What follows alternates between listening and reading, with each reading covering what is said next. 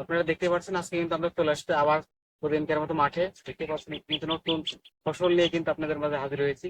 উনি তো অনেক সময় অনেক জনে অনেক কিছু লাগাছে, তার ভিতরে আজকে কিন্তু ডিফারেন্ট কিছু লাগিয়েছে একজন।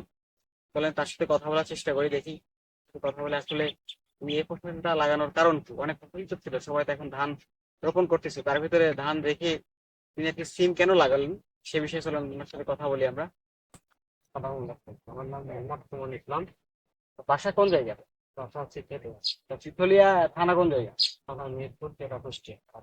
আমরা আসলে আপনার বইয়ে দেখতে পাচ্ছি এখানে আসলে সিম লাগানো, মানে আসলে সিম লাগানোর কারণ কি অনেক ফসল রেখে? সিম লাগানোর কারণ হচ্ছে দেশের অবস্থার পরিস্থিতি, সবজির দাম অনেক বেশি, সেজন্য সিমে লাভজনক হবে বলে তো সিম আমরা লাগাইছি। আগের বার কি সিম লাগাইছিলেন? না, এবারই প্রথম। এবারই ফার্স্ট। কি মনে করছেন সিম ফার্স্ট বার লাগাই মানে কেমন হবে? মানে ইনশাল্লাহ আল্লাহ রহমতে ভালো হওয়ার আশাই আছে। মানে আশা রাখছেন যে আপনি অনেক ভালো হবে, লাভবান হবেন? অনেক চাইতে লাভবান। আচ্ছা, এই ভুঁই আসলে কি ফসল ছিল এর আগে সিম লাগানোর আগে? এর আগে তামাক ছিল। তামাকের পর আর কি সিম লাগানো হয়েছে? হ্যাঁ, তামাকের পরে তো মানে বুদ্ধিটা কার আসলে, যে সিম নিজের থেকে বুদ্ধি নাকি অন্য কেউ দিচ্ছে আপনি? না, আমরা নিজে থেকে লাগাইছি, কারণ নিজ থেকে নিজ দায়িত্বে মনে হয় লাগাচ্ছেন দেশের উন্নতির জন্য। দেশের উন্নতির জন্য। আচ্ছা, আশা রাখছেন কত টাকা তুলতে পারবেন সিমে প্রথম কেজিতে যখন উঠবে বাজারে? এখনো সিম ওঠা অনেক দেরি আছে, ওই এখনো 30 থেকে 35 দিন লাগতে পারে। 30 থেকে 35 দিন। আসলে লাগানোর বয়স কতদিন হচ্ছে এটা? এটা হচ্ছে 1 মাস মতন হচ্ছে। আচ্ছা, 1 মাস হচ্ছে, মানে 2 মাস পরে উঠে আর কি লাগানোর থেকে। তো আমরা আসলে দেখলাম আপনি কিন্তু বীজ দিতে, কি বীজ দিচ্ছেন আর কি সিম গাছে? এটা হচ্ছে সিনডেন্টা কোম্পানির একটা প্রবলেম আছে, এটা আছে আশা লাগছে, এটার জন্য ব্যবহার করি। আশা লাগছে বিধে আপনি এটা আর কি বীজ ব্যবহার করছেন তো, এরপরে কি আর কোনো বীজ দেওয়া লাগে প্রতিনিয়ত? প্রতিনিয়ত বীজ দেওয়া লাগবে। আচ্ছা, লাগানোর পর পর কি কোনো বীজ দেওয়া লাগে? যখন ফার্স্ট লাগাইছিলেন তখন বীজ দেওয়া লাগেনি, কিন্তু এখন পোকা লাগবে, তারপরে অনেক সমস্যা হবে, এখন অতিরিক্ত বীজ লাগছে। সার কি দেওয়া লাগে সিম গাছে? হ্যাঁ, সার তো দেওয়া লাগবে। কি সার ব্যবহার করেন? TSP, potash, urea. সবগুলো কি একসাথে ইউজ করেন নাকি একে একে? সবগুলো একসঙ্গে মিশিয়ে তারপরে ইউজ করি। তো মিশিয়ে মানে ছিটাই দেন নাকি পানির সঙ্গে ব্যবহার করেন? এমনিতে গাছের দুধ দিয়ে ছিটাই। গাছের দুধ দিয়ে আর কি ছিটাই দেন? তো আমরা আসলে দেখতে পাচ্ছি বান দিয়েছেন, বান বান দেওয়া লাগে নাকি? হ্যাঁ, বান তো দেওয়া লাগবে, এটা মাটির তো এগুলা হবে। তো মাটি যদি কেউ মাটিতে রাখতে চায় তাহলে কি হবে না মাটিতে? না না, তো মাটিতে হবে না, মানে পচে যাবে বলতে পারছি। পচে যাবে, গাছ নষ্ট হয়ে যাবে। মানে আসলে বান দেওয়াই লাগবে। বান দেওয়া লাগবে। আসলে ভুঁই কতটুকু আপনার এখানে আমরা দেখতে পাচ্ছি অনেকটা? 10 কাঠা আছে। তো 10 কাঠা লাগিয়েছেন।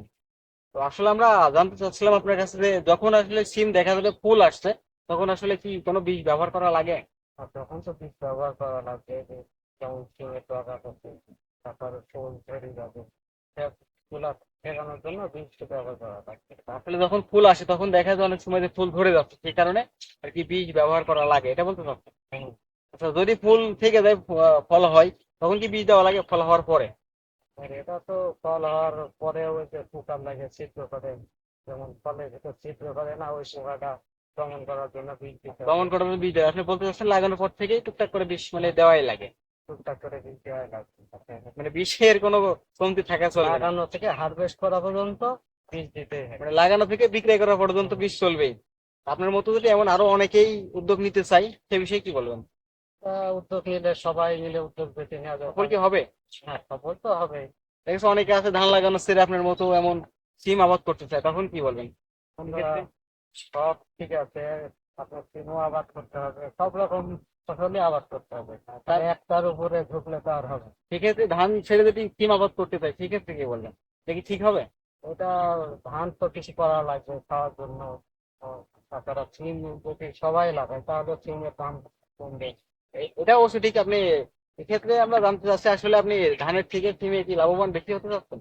আশা করা যায় ধানের সাথে লাভবান হবে। এর জন্য আর কি আপনি আসলে সিম লাগাইছেন যাতে লাভবান একটু বেশি হবেন ধানের থেকে। আসলে আপনারা দেখতে পাচ্ছেন এখানে আসলে কিন্তু বীজ দেওয়া হচ্ছে। বীজ আসলে কিভাবে দেওয়া হয় আপনারা কিন্তু দেখতেই পাচ্ছেন।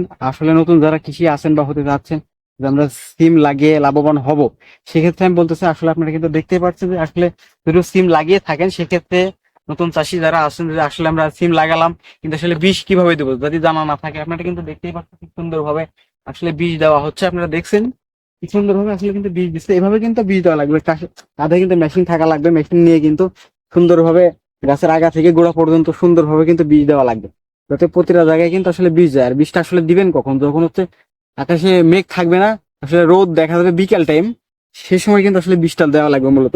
কারণ আপনারা যদি সকালে বীজটা দিতে চান তাহলে কিন্তু বিষে কোনো কাজ করবে না। তার কারণ সকালের দিকে আবহাওয়া খুব খারাপ থাকে।